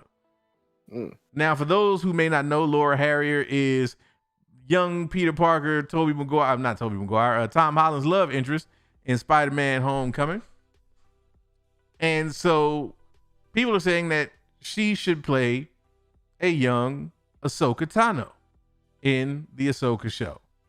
Now, when I look at the resemblance, it's there. It is definitely there. Yeah. It is definitely there. I'm going to try to bring this up real quick. That way we can just get a good look at this. One moment. Yeah, I definitely see it. We're going to bring it up real quick. So there it is. Yeah. There you have it. Yeah, it's definitely there. But yeah, so, and people are going like, like Twitter do. They being all extra about it, going crazy. Everybody saying that this should happen. This should be a thing. They want to make it happen. And then, you got these articles like Inside the Magic that catch on. See that like 15 people say the same thing. So, let's make a story out of it. I'm here to tell you people, this is no news. Look, nothing against Laura, nothing against her whatsoever. I think she was dope in the movie. I hope she gets all kind of roles going forward, but we already got an Ahsoka. And beyond that, if people's problem is, well, Rosario is not going to sound like a young Ahsoka. Well, the simple thing is de-age her and get Ashley Eckstein to do the voiceovers. Problem solved. Yeah. We don't need a whole new Ahsoka out here because we're not going back and retelling Ahsoka's story. Like, there is no need for that. Like, at all. All you got to do is just get Ashley Eckstein, de-age Rosario if you want to go that route, and be done with it. Because the question I have is, yes, Anakin's going to show up in this show, but how much of a focal point will he be? For a show that's based on, from what we've seen so far, it is based on Ahsoka trying to track down Thrawn so that she can find out what happened to Ezra. What does Anakin have to do with that? Outside of, the occasional flashback or maybe him coming to her as a Force ghost. That sounds like, to me, a 1 or 2 episode cameo thing, unless he's going to have a recurring role as kind of her, counsel, if you will. Maybe if she's reaching out and that's who she's talking to when she's reaching out via the Force or something like that. But I don't think there's going to be a lot of emphasis on Clone Wars Anakin in this show. Now, the one thing I'll say about this, as dope as this is, I am low-key worried about Anakin, because say what you want to about the prequel trilogy. Say what you want to about Clone Wars, the show. That stuff was made canon. When Disney took over, they decanonized the Legends material. And really, it was specifically, I think, Clone Wars, and not the movie, but the episodes, and then the Star Wars movies proper. And everything else Disney was just going to retcon pretty much. But you counted the prequels. So let's not start retconning the prequels. Let's not start doing that, because as soon as you start doing that, then you're going to start getting people hollering about, but you wouldn't retcon the sequel trilogy. What the F is going on, Star Wars? Yada, yada, yada, yada. This is why I just want them to close the damn, I hope I can say damn, close the damn book on the Skywalker saga already. Let it go. Not that I don't want to see more of it, but what I don't want is to hear all of these butthurt fanboys out here crying because they're not changing Star Wars to make it feel good for them. I borderline hate the sequel trilogy, but you know what I'm not calling for? Any type of retcon to it, in the sense of wiping it out and saying it didn't happen. If you want to give me additional context, if you want to put some more stuff around it to make it make sense, but don't do anything with the prequels or with the sequel trilogy to go, no, that didn't happen like that. Here's what really happened. Nah, because we have that story. And the thing about the prequels, there's nothing wrong with that story. There's nothing wrong with what happened with the homie Anakin from that point. There's absolutely nothing wrong with the way that transpired. All of that made sense. Where it went left is when you decided to totally disregard the homie in the sequels. And don't give me some situation now that makes it impossible for him to have been a relevant force in the sequel trilogy, because that's going to feel like a slap in the face. That's going to feel like a slap in the face. Now, this is the thing. As long as it works, it's cool. And I see you already trolling, Fanjector. I already see you right now. Let me address you, sir. Dave Filoni is that dude, and until he does me wrong, I will stand by that. But what I'm saying is, what is all of this Anakin coming back business? Because it makes me worried. It makes me worried. Because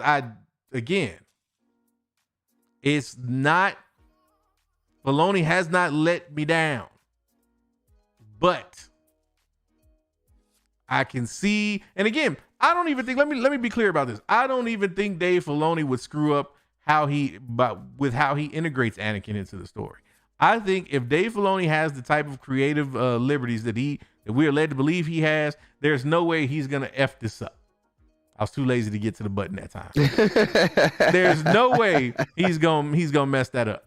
So that being the case, it's not him I'm worried about, because my problem is not with Filoni. My problem isn't with the fact that Star Wars messed up the sequel trilogy. Not anymore. I've gotten past that. I made my peace with that. My problem is with the fans that want to pop up and come hit me up and come get in my chat, and the people that know I like Star Wars that want to come run to me as soon as they see that and go, see, but they won't do anything with the sequel trilogy because Disney's this and this and that and this is their agenda and yada yada. Man, look. If getting rid of that means that I have to say goodbye to the Skywalker saga and let them close the door on that for good, I'm good with that, because we've gotten more than enough out of that saga at this point. We can let that go if it means that we get to a point in Star Wars where we can talk about something other than how Disney kept it up. That's what I'm saying. Goals, man. Well, maybe we'll get there. This might be. There's always potential for shows to be that turning point. And if Adam, I have no reason to doubt you, but if the story group is simply a glorified encyclopedia and they're just there to make sure that they don't fool up the basics, then it may be time to part ways with Star Wars in terms of anything going forward. Because if that's the case, then what you were telling me, and there's no reason again for me to feel like this is not 100% of the case, because we all know how this works. Disney just trying to find as many ways they can squeeze another buck out of this every chance they get. And they could give a damn about what it does to the legacy of Star Wars. And if that is in fact the case, then I don't know what to say, man. I may have to start doing exactly what I tell everybody else to do and start speaking with my wallet. Because if you're saying what I just read from Fanjextra said that the story group is a glorified encyclopedia and that they have, I think the way that he said it was they have no say in the creative direction. Well, then if that's the case, then that means the people who do have say in the creative direction most likely don't give a good god about preserving the legacy of Star Wars. They care about making a buck. So if that's in fact the case, then that's unfortunate. That's all I'm saying. We shall see, man. We shall see, man. Let's not pass judgment just yet. Not just yet. We'll have to see how they bring Hayden in. So give it a couple of weeks. We'll get another leak about that. And, you know, I feel like the Obi-Wan show should be more the focus at the moment because I think you'll probably get more out of that to understand why he'd show up in the Ahsoka show before you get to the Ahsoka show and wondering, you know, how we are now. Like, yeah, but I mean, well, that's the flashback. That's the thing that's so interesting, though, is because we already know how that would happen because all of that, and that's what makes this so interesting to me. All of that has been established already.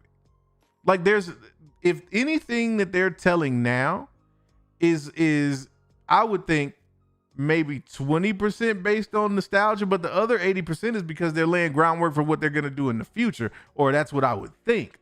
I don't think that like the stories that they're telling with Ahsoka, with the Mandalorian and everything else, I think that's their way of kind of trying to pivot without necessarily wiping the sequel trilogy off the table to kind of move into the future of whatever Star Wars is going to be. I think they've decided to tell it through these stories and through, you know, what they're building with this quote unquote Filoni verse, as opposed to, you know, going down the whole, you know, path of that they did previously with the whole episodic treatment. And so if that's the case, then it's really important how they set this up. And I just hope that the people that are making decisions on how they set this up are people who actually care about preserving what George Lucas originally created and telling the story with that type of passion in mind. Because if it's become essentially automated and just a cash cow at this point, so where they just cranking out, and they just like asking for ideas that they think the group or the fans can get behind to make another buck, eventually that's just gonna get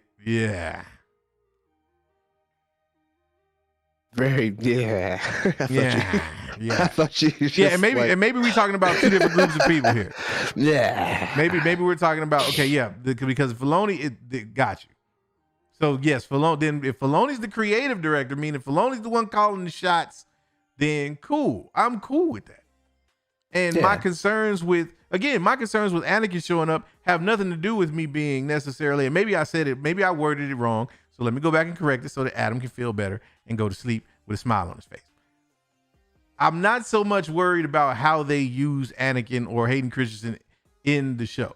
What I'm skeptical about is how it's received, depending on how they choose to do it. Because if they go back and they start telling, or if they go back and anything that they use him in contradicts what happened in the canon as we know it, then no, I'm not going to stop yelling at you. I yell, I'm from Texas, damn it. We get loud when we get animated. I tell my kids that all the time. I'm like, I'm not yelling. I'm just passionate. Right. I'm going to start treating Adam like I treat my daughters. It's okay, Adam. I'm not upset. I'm just passionate. Love you, Adam, man. Love you. You still owe me a chicken sandwich. I know that wasn't part of the deal, but it was. You didn't read the fine print.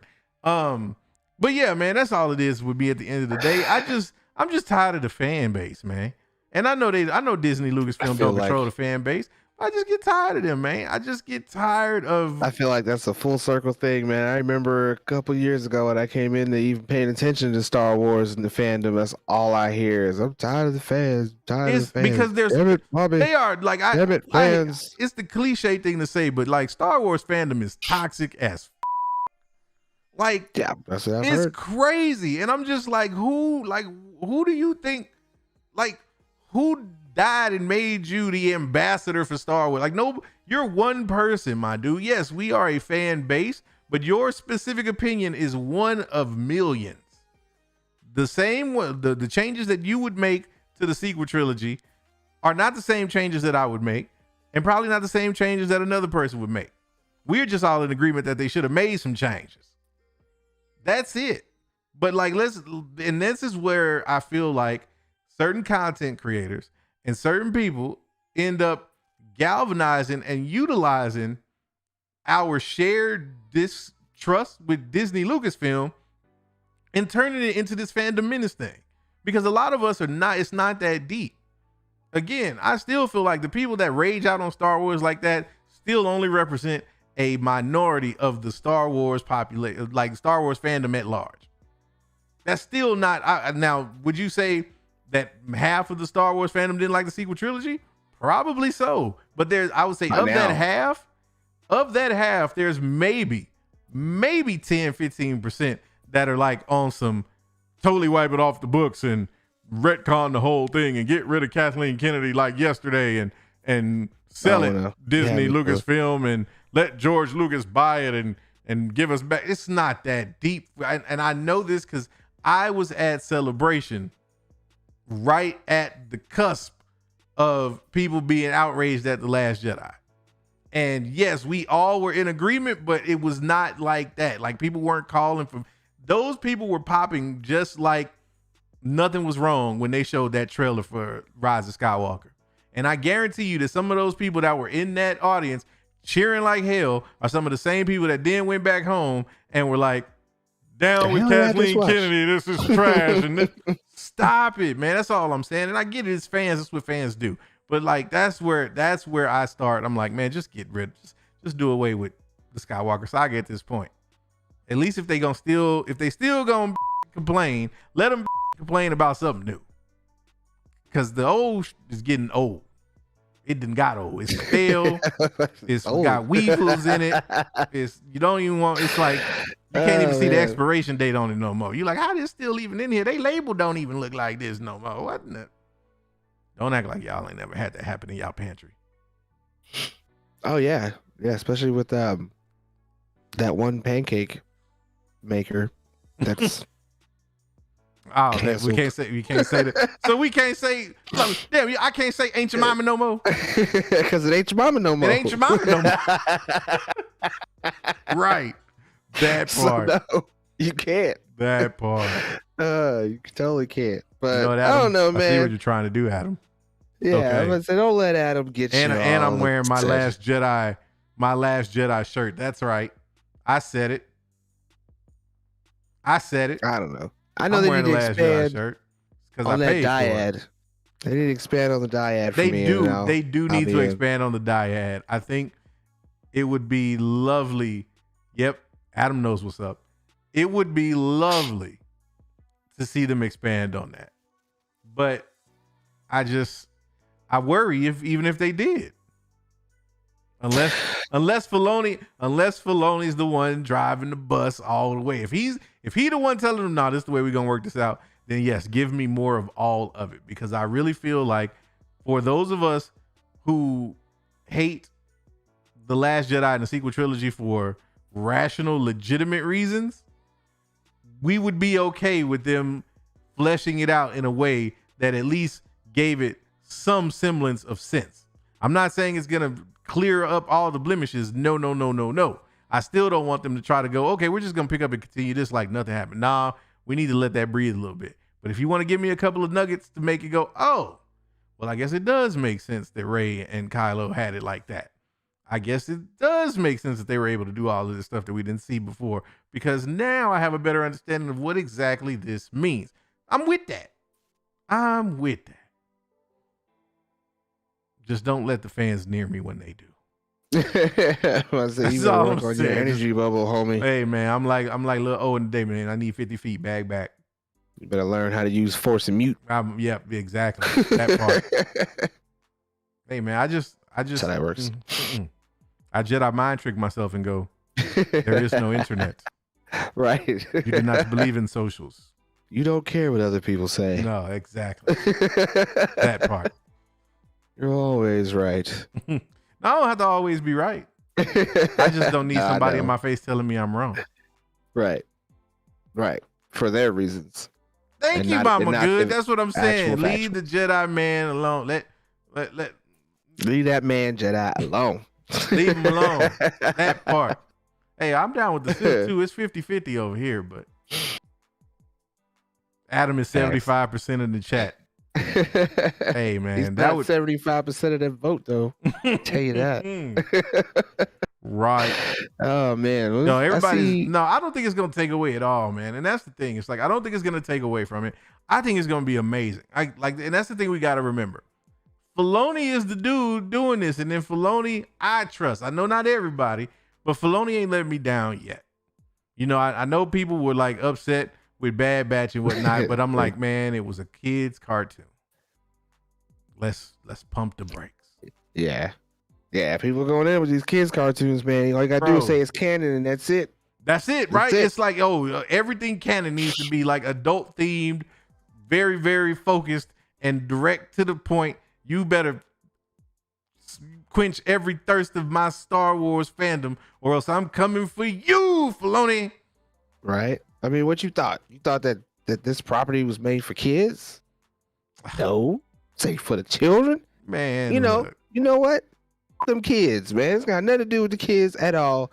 Like you said, it needs to be made for adults. One time for Whitney, because it's like the first time I'd have seen her in here in a good long minute. This is about as much Star Trek you get out of me. That's it. That's it. Then my hand starts shaking because I can't hold it like that for long. That's what 2K do to you. My fingers are all messed up. Mine don't work like that. Mine want to press buttons. I'm like X, circle, square, triangle. Yeah. That's the. Because you text them. That's all you fingers you need. Cock back, full trick. Cock back, full trick. You already know, man. Look, and first of all, that's old Texas. New Texas don't need a cock back nothing. New Texas is on that automatic, bro. You ain't know. We ain't got time to cock now. We like, hey, I got the AR-15. No. Completely automatic. You and your homies going down. Bruh. Facts. Bring it to the front door. You won't bring it no more, I guarantee. Try to tell you. Man. I don't know. I'm gonna have to find out about Texas. Oh, you gonna find out. Yeah, I had something tells me that it's gonna be some rootin' tootin' in your future. Rootin' tootin' and I don't know. I have to go to the gun range maybe. Right. Yeah. Boogie scooting and rootin' tootin'. Kick the tires and light the fires, Big Daddy. But there's another 75 perp coin for who can tell me where that movie came from. I still ain't seen nobody give me the other one. I'm about to say, I ain't get no perp coin, nothing. One more time, I will give you the quote from earlier. It was, and I'm gonna have to bleep it because now Mama Good here. The quote was, "Oh, T-Rev, never mind, T-Rev, give that man his points. Give that man his points." The quote was, "The sun even shines on the dog sometimes. Anyone can win the lottery." That was my man Sidney Dean in White Man Can't Jump. And I believe that was the sign or the scene where he first got beat by Billy Hoyle in the best of 5 from the top of the key. If I remember my movies enough, but I do know that's where it came from. Back when Woody Harrelson being in the movie was not distracting and oh yeah, you know what I'm saying? Taking you in and out of the character he was trying to portray. That's what I'm saying. Look, I still need footage of Woody Harrelson hooping because I think it was Adam that told me that Woody Harrelson had game. I need that on tape. I need that on tape. You won't be satisfied till you get Woody Harrelson. I need a third party verified in the Venom costume. Dunking No, on food. don't do that. Don't. This is not Put NBA him back Jam in Tournament Carnage. edition. Put him back in that suit, man. No. Have him, could you picture somebody doing Man, that? let me tell you something. I need them to put schooling that. him on the court. I could actually. You know who would do it too? The professor. Have you seen them videos where he's dressed up as Spider-Man and he out there doing people up on the court? I was like, bro, that's funny. There's a Bugs Bunny one now. There's a Bugs Bunny one. I don't know. I haven't seen the Bugs Bunny one. Hey, I've seen him dress up in a few costumes, but that's like hilarious. Watching this dude just go out there and just straight on people on the court. Right. I'd be ready to swing. I'd be like, bro, you're not just gonna do me like this out here in front of people. Right. Not having it. Not having it. Facts, man. Well, before we get out of here, we got a little bit of bonus news for you guys. So a little bit on the DC tip. That's all the time we got. No. You ain't got to go home. Right. But no, we got casting for Batgirl. We got Brendan Fraser. He's going to play the villain of Firefly in the movie. Yeah.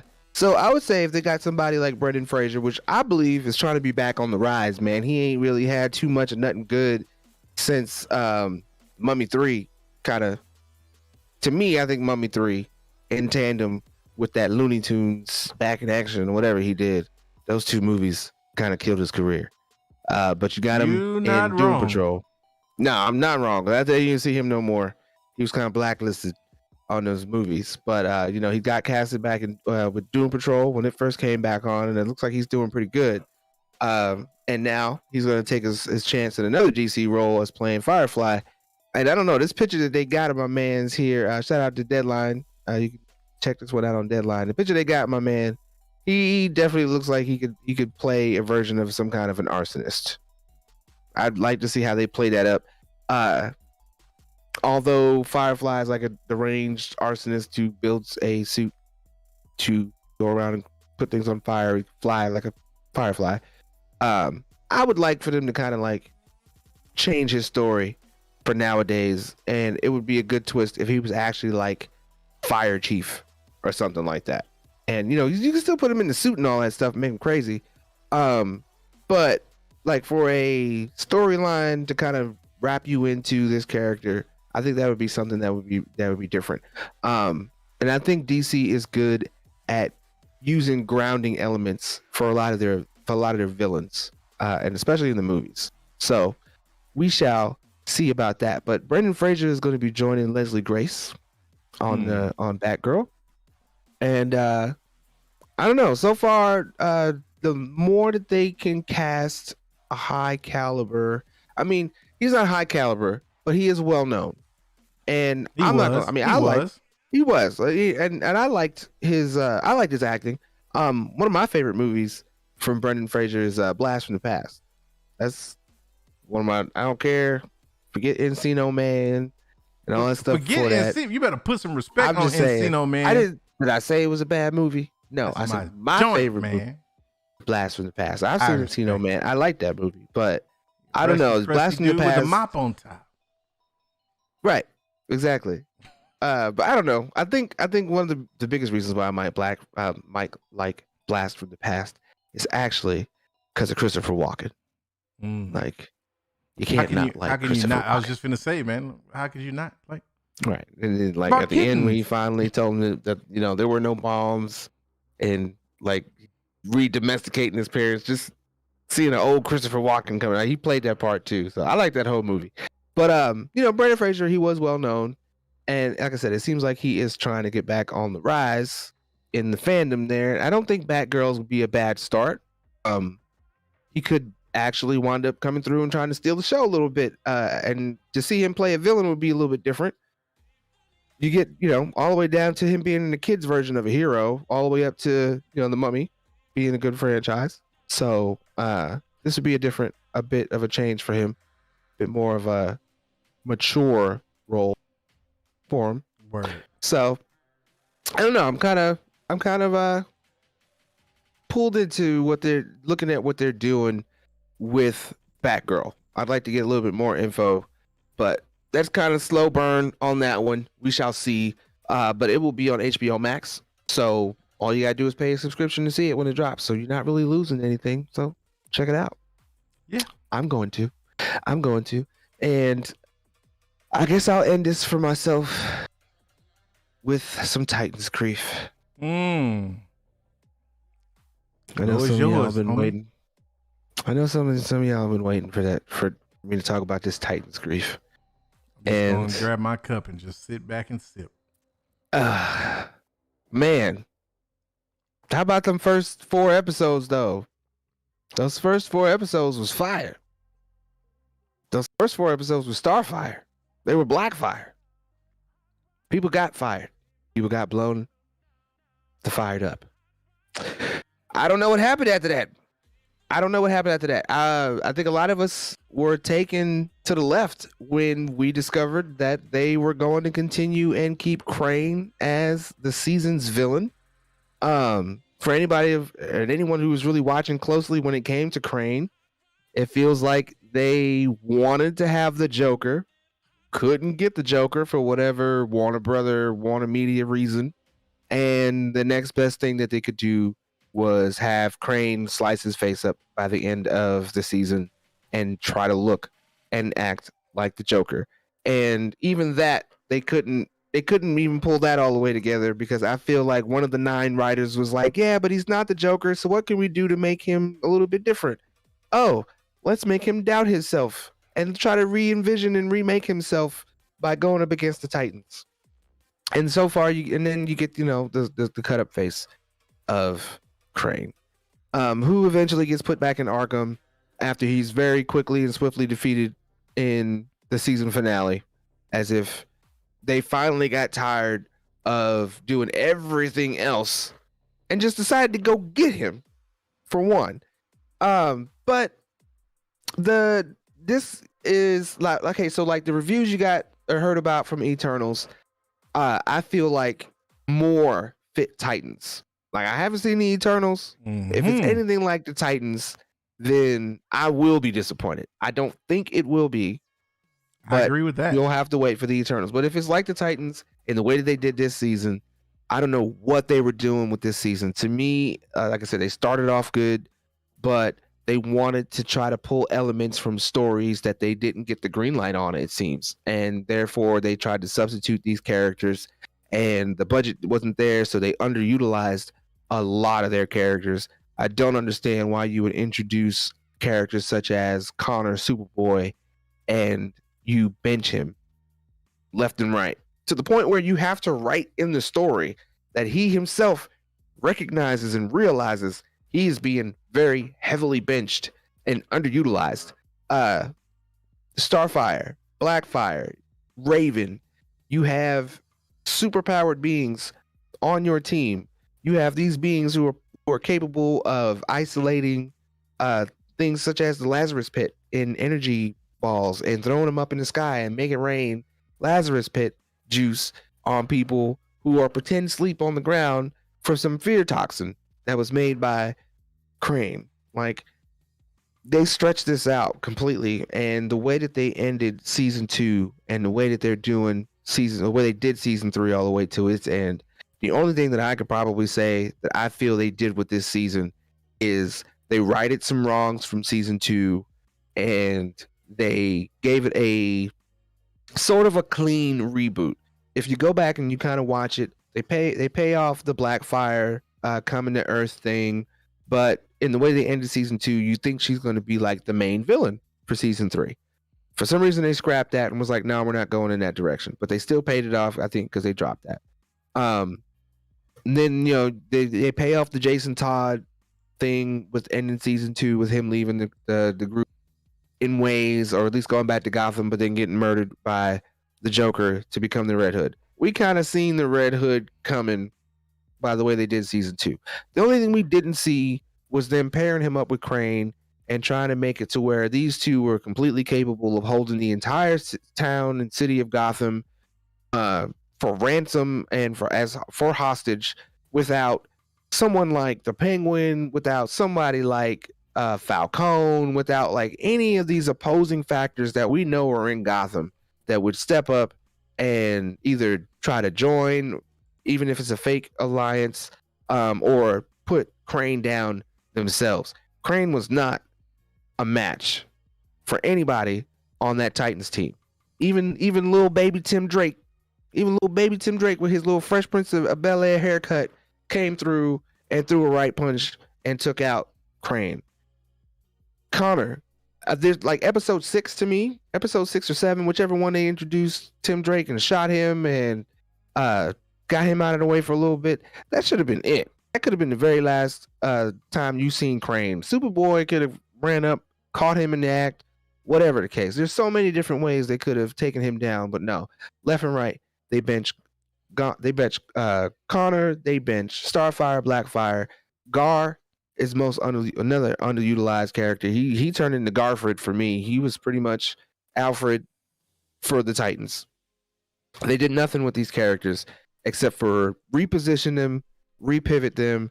They got rid of Hank and Dove. I feel like I don't think they were low testing for the show, but as far as those two characters as a whole, I don't even understand why even season 1 they decided to go with that. I just think it's what they were greenlit for, and they were characters. That's pretty much it. They got a harsh ending, but they fix Hawk, they fix Hank by letting you see that he had a happy ending in the afterlife by meeting up with his friend. They get rid of Dove in the worst way by destroying the person she's in love with. So you're not going to see her anymore. Period. And they didn't really even go out with a bang. It was episode 12. We're tired of with Crane. We're gonna go beat his ass, bring everybody back, and call it a day because I'm ready to get back in the mansion. Somehow they decided to bring back Ian Glenn, Batman, Bruce Wayne, and they try to do this thing with him in Red Hood at the end where it's like a adopted father realizing that he got no right taking care of kids. And then Red Hood disappears. I don't know what they did or what they were trying to do with this season after about episode 6. They lost me. They made your girl, Babs, Barbara Gordon, like the worst anti-hero, villain, hero, heroine all over again. They didn't know what to do with her. They put her in the wheelchair and they should have just let her sit down. But instead they tried to make her stand up a few times, and it was not it on that either. Especially after she popped him. She shot my man a couple times. And then to T-Rev's point, yes, I know Titans die all the time. But you ain't got to kill 6 and 7 of them in this whole season and then have them come back through the Lazarus Pit. I feel like the Lazarus Pit was like one of those, it's like Eraser. It's like, if we're going to make a TV show, how will we be able to fix our mistakes really fast while still continuing the show? Well, let's put an eraser in here, and then they'll find this eraser and erase everything we did. That's just what it kind of felt like they did with Titans. They just wanted to repivot, soft reboot, and they decided to use an entire season to do it and just be like, hey, we got more money. Let's just throw that into the writers, which I don't like. Why? You could have put that into Gar, turn it into more animals. Superboy actually doing something other than flying out of the sky and or super speed in 0.25 seconds.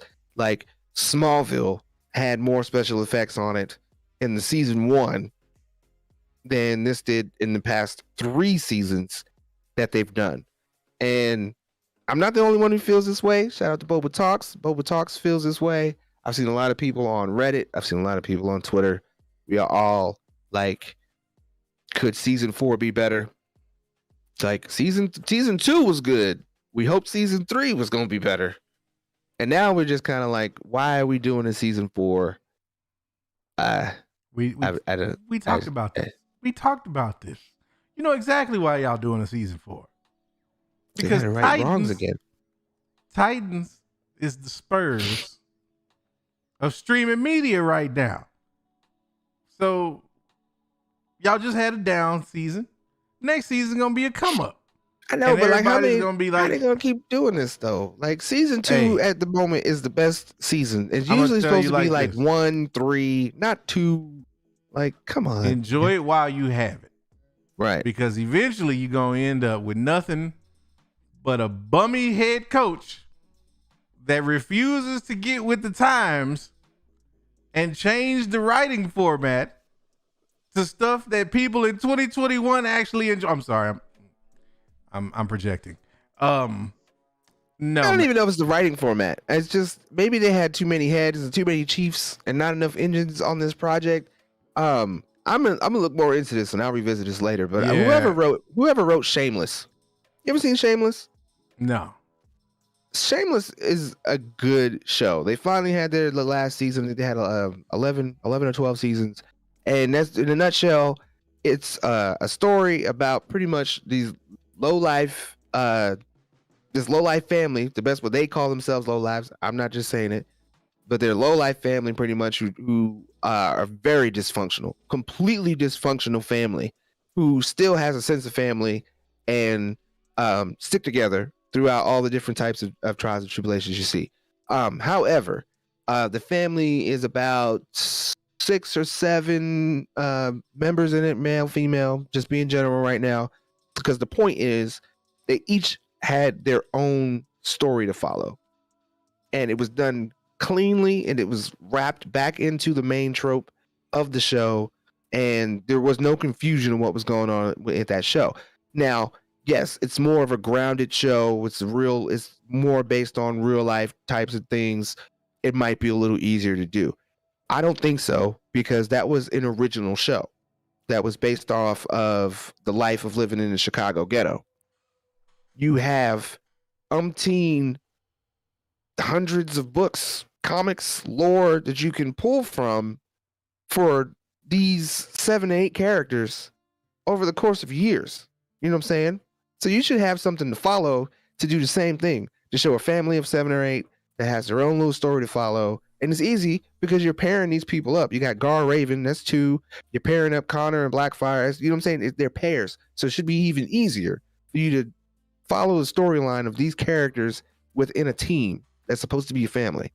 And the writing in this was just so scattered that what you longed for, you didn't get, because they tried to pay it off in other ends. And then when they try to pay off the things you long for, it's cheapened, because it feels like they just wanted to touch it, but then they got this over here, but then squirrel, but then, oh, we got to touch it again, but then squirrel, but then Connor. That's just what this whole season was about.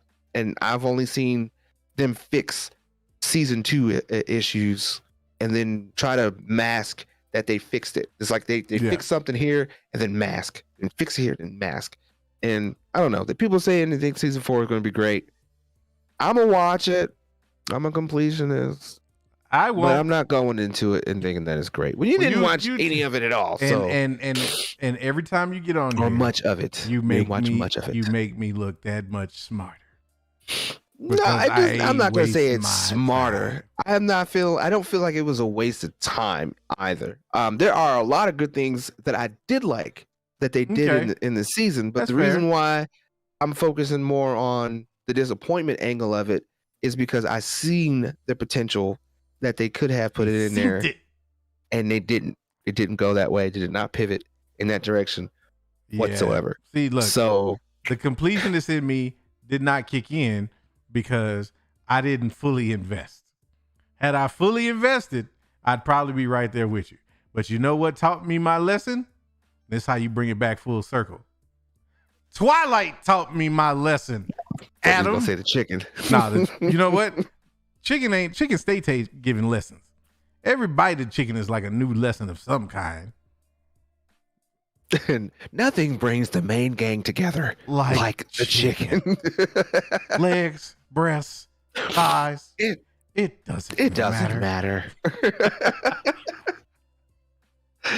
Oh man. That's a original recipe chicken for your barbecue. Right. It should look done to me. 5 minutes later, he getting his ass beat and getting sent home for coming over there with that original recipe. Man, sorry. Somehow it always ends up coming back to the chicken. Why? From now on, we gonna have to deal with that. Hey, Mike, I know the Mercil's been MIA the last couple of weeks, man. We'll bring them back on Friday, man. We promise. we'll do Marshall's next show. Yeah, man. But we just had so much we wanted to get into, and then we hit you with a little bonus because my man had to break off. He had to go on and exercise them Titans demons, which I can totally relate to. I thought it was Hey, Felicity said, "Who hurt you when it comes to Star Wars? Let me at him." But I will say that I hope the venom you have against those fans goes threefold against Lucasfilm, because it's where it should reside. Keep hope alive like y'all always do. Stay blurty. It always comes back to blame Lucasfilm, don't it? Y'all miss me. Y'all, I'm going to say this one more time. The reason that my anger is not with Lucasfilm is because I've already dealt with that anger. It's already been addressed and dealt with. I'm past it. Zen. And hopefully one day you will be too. I totally respect it that you're not. I'm just saying, and not necessarily you, Felicity, but to the rest of these fandom menace people, keep it away from me. I am not your level salty on the sequel trilogy. That don't mean I like it. I'm just not on that level with it. And there's nothing wrong with being on that level until you make me feel like I'm only a real fan if I am. That's incorrect. Make love, not Star Wars. I hate you. Yes, oh my sir. goodness. Why? And on that note, yes, like facts. We always say, you ain't got to go home, but you got to get the mother Star Wars and Kathleen Kennedy Trilateral Commission 8-bit Contra making me pay for a Grand Theft Auto game I done beat 5 times already because you put a new polish on it, but I'm still buying it anyway because I'm still getting whooped by 2K mother. Okay, that's enough. I had to get that out. That last bit was heavy. Yeah, it was. They can't understand what you're saying through the beeps. I can though, so yeah. Damn, Al. That's how I feel, man. That's just how I feel, man. That's how I feel. Now I can't even formulate some of the stuff he was saying. He was speaking in Kardashian. Hold on. No, I was not. No. See, look, now, you know what? No, rap this shit. You got all the way out of pocket now. Don't ever in your life compare me to them mother. No. I couldn't think of the alien race on Star Trek. It sounds like Kardashian, but it's not Kardashian. What? Klingon? I'll give 100 points. No. I'm like, wait a minute. Kardashian and Klingon ain't. No. I'd rather be called a Klingon. Man, what in the hell is going on? I think it's auto character on Deep Space. Yes. See, Trev knows. It's Kardashians. I don't look. That's telling a lot right there. I don't believe in reptilian creatures, but you know what? Close enough. That was close right there. Oh man, look. Did we even finish the Did we? Yes. I guess we did. All right. Well, on behalf of the homie Lavis, your boy Freddie Roy, and Mama Good in the chat, making sure we on our bestest behavior. We shall see you in a couple days. Yep. Son. The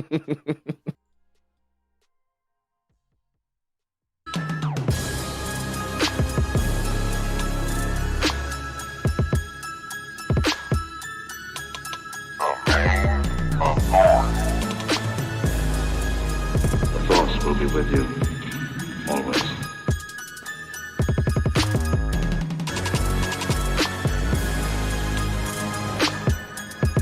Hey man, y'all sure y'all don't want to like burn one first, man?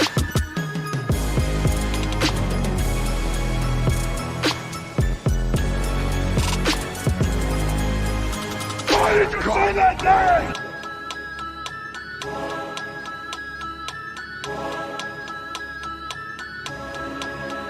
You hear about the cable?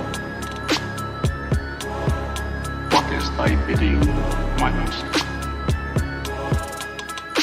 Ask God.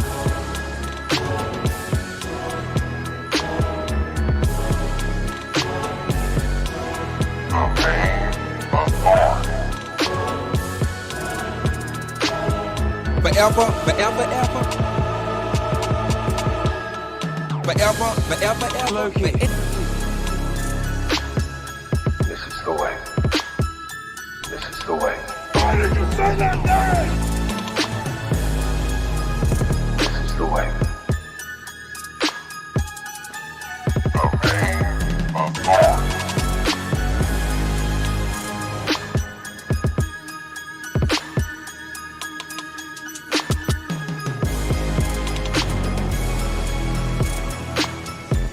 Come on, man.